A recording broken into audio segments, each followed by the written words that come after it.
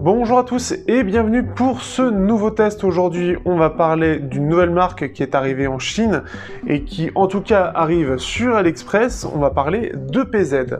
EPZ, c'est une marque donc, qui a sorti 3 intras sur AliExpress. On a les EPZ K1 qui sont donc juste ici en dual driver et coûtent une quarantaine de dollars. Et on a 2 autres EPZ qui sont eux vendus 260 dollars et 300 environ. Ce qui fait que on est ici sur un peu les plus bas de gamme des 3 qu'ils ont sortis. Et on va regarder ça. Je remercie AK Audio Store de m'avoir permis de les tester. Ce qui est le plus étonnant d'ailleurs, c'est que je suis le seul à les avoir testés aujourd'hui. Il n'y a eu personne d'autre, en plus sachant que j'ai eu mon petit voyage en Pologne qui a retardé tout ça, et bien c'est assez étonnant parce que réellement personne s'y est intéressé. J'ai insisté un petit peu auprès d'AK Audio Store qui m'a gentiment accepté le fait que je les teste et je suis très content parce qu'ils sont vraiment sympathiques. Encore une fois, j'ai énormément de produits à tester en ce moment, donc si vous êtes intéressé par l'audio, par le True Wireless, eh bien vous serez absolument conquis par tout ce que je vais vous proposer.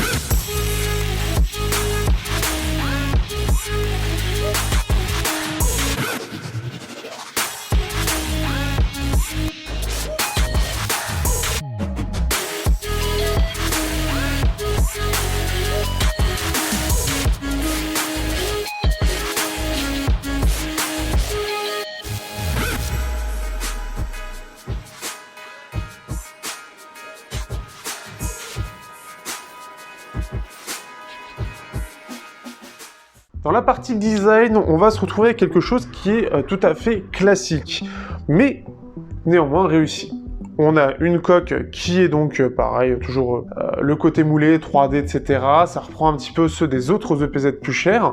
On a le côté transparent que j'apprécie beaucoup personnellement, qui permet de voir un petit peu ce qu'il y a à l'intérieur. On peut voir ici le logo de la marque avec ce côté, cette face qui est assez jolie, un peu marbrée, ce que j'aime beaucoup aussi. On a un petit trou, on va dire, justement pour faire respirer la base qui est derrière l'intra.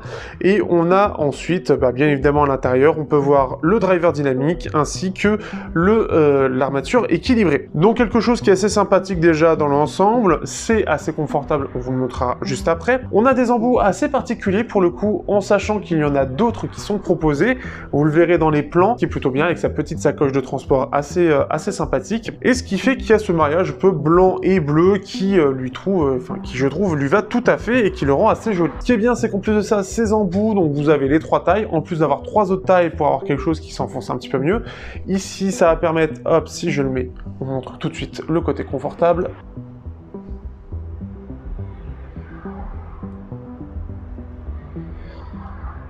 Donc ce qui fait que ils sont confortables, ils s'oublient assez vite, et ce qui est bien, c'est qu'ils sont pas trop intrusifs, on peut le voir, hein. L'embout reste vraiment petit, donc c'est pas trop intrusif, ça se place vraiment plus devant l'oreille, ça ne s'enfonce pas trop, donc c'est quelque chose qui est agréable. Pour le port lui-même, j'ai pas grand chose à dire, vous le savez comme d'habitude, moi et le côté confort, j'ai pas vraiment beaucoup d'avis là-dessus, puisque tout me va ou presque, donc ce qui fait que j'aurais pas grand chose à dire, je les trouve pas très intrusifs, pas trop gros non plus, ça ira normalement pour toutes les oreilles. Autre chose de positif, c'est le câble qui est fourni avec. Les câbles en général, surtout à ce prix-là, sont rarement réellement intéressant. Mention quand même par exemple au Tinifit et de plus qui propose un câble un petit peu épais et tressé de plutôt de bonne qualité. Ici on se retrouve plus avec ce que peut proposer notamment Yinyu avec ce côté tressé mais qui reste un peu dans quelque chose de joliment proposé. Il est assez épais, ce qui fait que ça limite quand même le nombre de fois où vous allez les emmêler. Vous avez un petit scratch aussi justement pour éviter ça et la petite pochette de transport.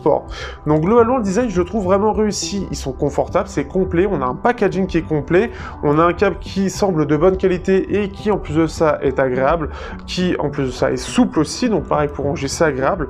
On a la possibilité quand même d'avoir un petit micro, chose qui n'est peut-être pas forcément visible dans les plans, donc micro avec une petite télécommande classique juste pour le play pause. Bref, c'est complet, c'est agréable, ça montre quand même une certaine qualité de la marque et pour un nouveau opposant à une très très grosse concurrence en dessous des 50 $, eh bien il propose quelque chose de solide.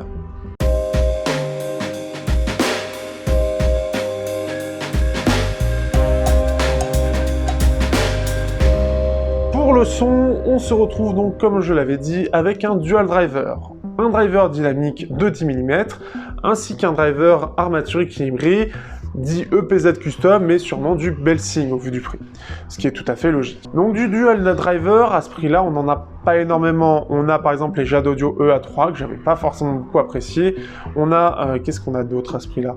Je n'ai même plus en tête, bah forcément on a ceux-là, mais après j'ai pas forcément grand-chose d'autre en tête. Et on a les Tinker TK200 que j'ai testé il n'y a pas si longtemps, mais plus aux alentours des 60 €. La signature proposée par EPZ est assez chaude et même assez basseuse, mais quelque chose qui est vraiment propre, et c'est ça qui est bien. Donc pour ceux notamment qui aiment tout ce qui est électro, tout ce qui est métal, ça rendra très bien. Ils ont fait un réglage et au vu de la courbe que j'ai, ça semble être quelque chose d'assez qualitatif, puisqu'on a quelque chose qui ressemble à quelque chose tout simplement de maîtrisé.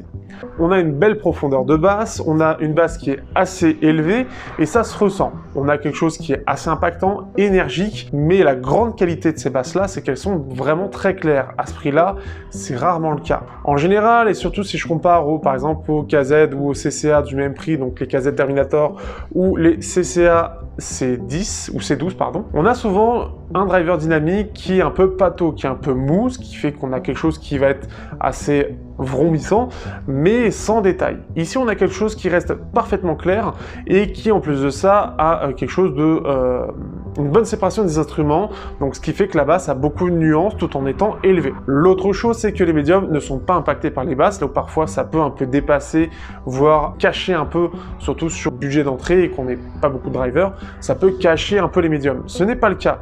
Malgré qu'on ait un médium qui est plus en retrait, qui est plus neutre, réellement en fait, on est surtout sur une basse qui est très présente, des médiums un peu neutres et des aigus aussi qui restent neutres. Et ce qui fait que on le sent qu'ils sont derrière les basses qui sont assez présentes, mais restent parfaitement clairs aussi. Donc tout ce qui est voix reste audible et on a quelque chose qui va être très fun sur la basse, qui va être très fun sur les riffs de guitare, qui va être très fun sur tout le côté batterie, mais tout en restant clair sur les voix et reste tout à fait intelligible. On n'a pas besoin d'aller chercher les informations. C'est quelque chose que je trouve qui pareil est un peu mieux que ce que propose la concurrence où en général c'est un peu moins clair, la séparation reste un peu moins bonne et la clarté des voix reste un peu inférieure. Donc ce qui fait que c'est très très bon de ce point de vue là aussi et j'apprécie énormément. Le tout de façon assez détaillée dans l'ensemble, on distingue un petit peu tout. Et pour finir, bien évidemment, le driver BA, l'armature équilibrée, qui elle va s'occuper des aigus et des hauts médiums. Pour cette partie-là, c'est un poil moins parfait, puisque j'aurais trouvé justement, parfois ça fait un petit peu criard dès qu'il y a un petit peu d'informations, ou parfois les qui peuvent être un petit peu agressifs, mais ça reste très léger. Beaucoup d'intras avec une signature en V auront tendance à avoir quelque chose qui parfois, pour donner vraiment cette sensation de détail, va en faire trop et va parfois donner cette sensation de sibilant justement, qui va être trop forte. Ici, ce n'est pas le cas et ça reste parfaitement agréable. Alors, comme je l'ai dit, ceux qui sont un peu sensibles sur cette partie-là vont un peu moins aimer, mais ça reste vraiment moins présent que certains intras qui peuvent vraiment abuser de ce point de vue-là pour juste donner l'impression de détail. Parce que c'est souvent ça l'intérêt. Qui fait que pareil, les basses et les enfin, tout ce qui est cymbales, tout ce qui est aigu reste relativement présent, ça en fait pas trop et ça permet justement d'avoir en plus de ça une bonne chaleur dans l'ensemble de ces intras. Ce qui fait que voilà, on a quelque chose qui est basseux, qui est chaleureux, sans pour autant être voilé au niveau des voix, et on a des voix qui restent claires, un poil brillantes, juste ce qu'il faut, et des cymbales qui pareil ressortent juste ce qu'il faut, et on a un bon équilibre. La scène, elle, est un poil moins présente que certains, mais on a certaines fois où on va avoir quelque chose qui va être bien large, notamment les petits instruments, les petites choses un petit peu en arrière-plan, qui ressortent bien sur les côtés, ce qui fait que c'est plutôt bon de ce point de vue-là. Ça reste globalement un peu plus central, ce qui fait que pour ceux qui veulent quelque chose qui soit très large, ce sera un peu moins parfait. Pour finir l'isolation, dans tout ça, l'isolation, elle, est correcte, sans plus.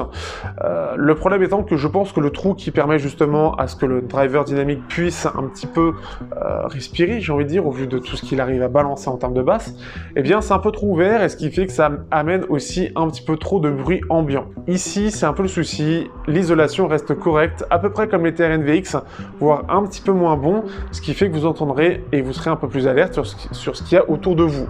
Moi qui préfère être dans ma bulle, forcément j'étais un peu moins conquis de cette partie-là. Ce qui fait qu'en tout cas, globalement, j'aime beaucoup la présentation faite et En plus de ça, reste un petit peu l'opposé des Tinker TK200, la proposition faite par EPZ avec quelque chose qui est basseux sans pour autant aller attaquer au niveau des aigus comme beaucoup peuvent le faire. Et c'est quelque chose qui est agréable. On sent encore une fois qu'on est sur la nouvelle génération, chose que j'avais déjà dit avec les Tinker TK200, mais EPZ opère de la même manière avec un driver dynamique réellement technique qui permet d'avoir quelque chose qui est pour le coup très présent, contrairement aux Tinker qui étaient eux assez en retrait et un peu plus timides. Ici on a quelque chose qui est très présent, qui s'exprime beaucoup sans pour autant être désagréable, sans pour autant être fatigant et sans pour autant détruire toute la musique parce que le driver dynamique est beaucoup trop mou pour avoir quelque chose de clair et rapide. C'est vraiment quelque chose d'agréable et on est sur une solution, une proposition qui face à la concurrence arrive à se démarquer et en plus de ça je trouve arrive à montrer un peu les nouvelles générations de drivers qui arrivent, les nouveaux intras, ils ouvrent la marche et en plus de ça pour le coup ça les rend plus intéressants que ce que propose KZ ou CCA au même prix. Donc vraiment une bonne chose.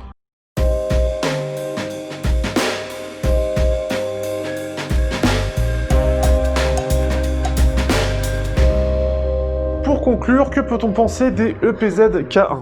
Les EPZ K1, surtout au prix auquel ils sont vendus, donc environ une quarantaine d'euros, sont vraiment très réussis. De par leur design, qui est clairement repris de ce que propose leur version plus haut de gamme, de par leurs embouts un peu moins intrusifs, on a un packaging assez complet avec ce choix d'embouts en plus de ça, la petite pochette de transport, le câble qui est plutôt de bonne qualité en sortie de boîte et assez agréable à manipuler, c'est déjà une première chose et surtout à ce prix-là, c'est déjà un peu plus difficile de l'avoir. Mais aussi la proposition en dual driver est vraiment bonne. On a quelque chose qui respire la qualité, qui montre que malgré un côté un petit peu grand public, avec ce côté bass head, ce côté vraiment orienté basse, eh bien on est sur quelque chose qui reste parfaitement clair et technique et qui fait qu'on profite pleinement de la basse.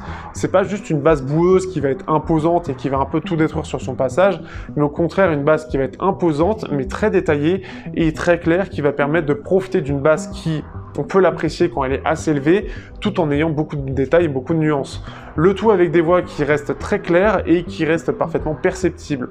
Juste la petite chose, la sibilance qui peuvent parfois être un petit peu désagréables, mais reste moins présente que beaucoup d'intras qui auront tendance à abuser de cette partie-là pour en faire trop. Ce qui fait que j'aime bien cette proposition, il n'y en a pas forcément beaucoup sur le marché avec ce côté un peu équilibré et qui en plus de ça montre cette nouvelle génération comme déjà dit. Donc vous pouvez clairement foncer, surtout si vous aimez les basses.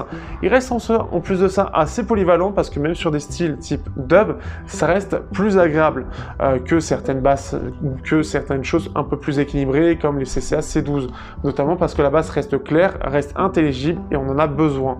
Et ce qui fait que il passe plutôt bien. Donc si en plus de ça vous voulez quelque chose de basseux mais qui reste clair et assez polyvalent dans l'ensemble, vous serez parfaitement conquis. Sur ce, si vous êtes intéressé, bien évidemment, vous avez le lien dans la description. Vous n'hésitez pas à liker, partager, commenter comme d'habitude. Si vous voulez vous soutenir, vous avez Tipeee, Utip comme d'habitude. Sur ce, je vous dis à bientôt pour un prochain test sur Technoid.